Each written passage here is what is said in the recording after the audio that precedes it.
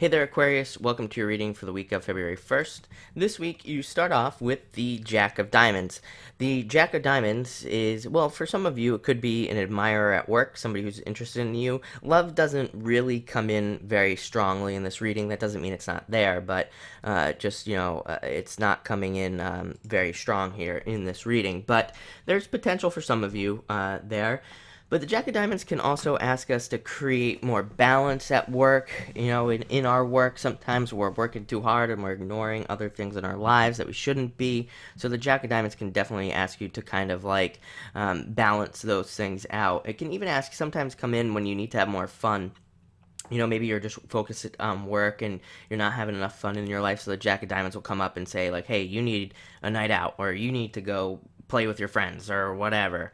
That's so weird, but yeah, it's a good card, so just pay attention to the balance. Next, you have the Ten of Hearts. Ten of Hearts, really, I'm getting a very strange message off of this card as well.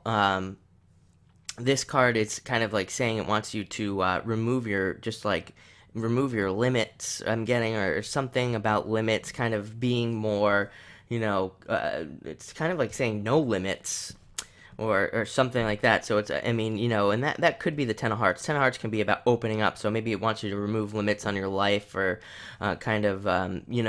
express yourself in a new way. Ten of Hearts can definitely be a card of expressing yourself. It's a hearts card. And, the way I read it, it's not really necessarily a love card. If there were a bunch of other love cards around it, then that would be a different story, but there aren't. And like I said, to me, Ten of Hearts is more about yourself. And traditionally, this card is read as like fortune after difficulty, good things happening to you after a difficult period of time. But again, really, the only message I'm getting is that it's about kind of like no limits or something, some weird message about that, removing your limits and kind of just like blowing past some limits that you've put on yourself. Maybe that's what it is. Maybe you're kind of like finally at that point in yourself where you can kind of be very comfortable with yourself and blow past limits. And actually, that kind of comes up here at the end, so that would make a lot more sense. But this card can bring in a lot of stability, tends to bring in stability to our lives, and a lot more loving energy as well.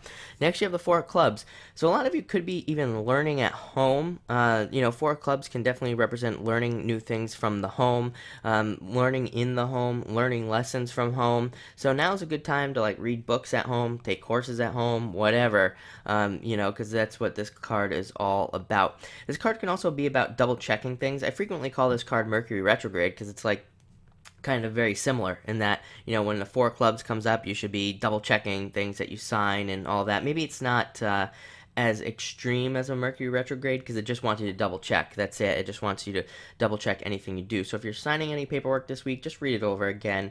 If you're making any big purchases, just check in with yourself again and just really make sure that it's what you want with this card.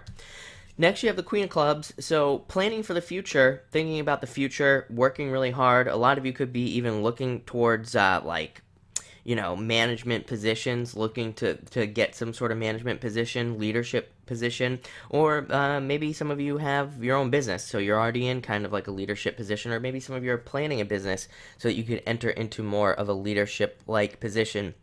Queen of Clubs is really one of the masters in the deck of kind of planning her goals in a lot of ways. I always say with this card, and also the Jack of Clubs is the other really good one.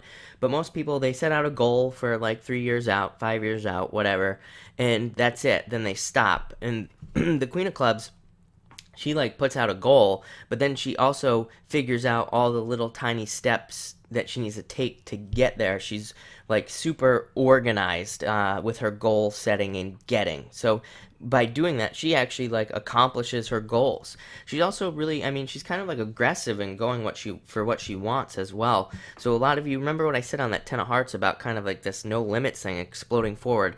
A lot of you could be doing that this week with this card. And kind of further that message, you have the Queen of Spades.